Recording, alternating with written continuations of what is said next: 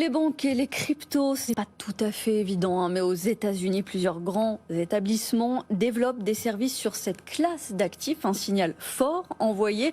En Europe et en France particulièrement, la poussée demeure encore timide. Valentin Grille. C'est devenu une tendance outre-Atlantique. Les banques américaines se ruent sur les crypto-monnaies. Goldman Sachs vient de lancer un prêt garanti par du Bitcoin. Morgan Stanley, JP Morgan ou encore Wells Fargo ont toutes sauté le pas depuis un an, souligne Pauline Armandet, journaliste à BFM Business. Ce qu'on observe, c'est qu'en termes de services, c'est quand même des services qui sont très précis. Ça va des services de gestion de patrimoine à des services de trading.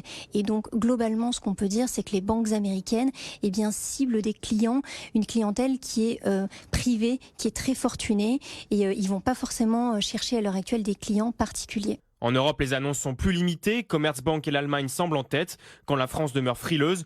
BNP Paribas ou Société Générale établissent des partenariats dans le secteur, mais c'est la banque indépendante de Lubac et compagnie qui sera la première à se lancer. Elle a obtenu une licence pour opérer avec des actifs numériques auprès de l'AMF. Ce qui est intéressant avec cette banque française, c'est que contrairement à d'autres banques qui visent des clients institutionnels ou privés, cette banque française a décidé de pouvoir ouvrir ses services à tous les particuliers pour notamment proposer une meilleure adoption des crypto-monnaies.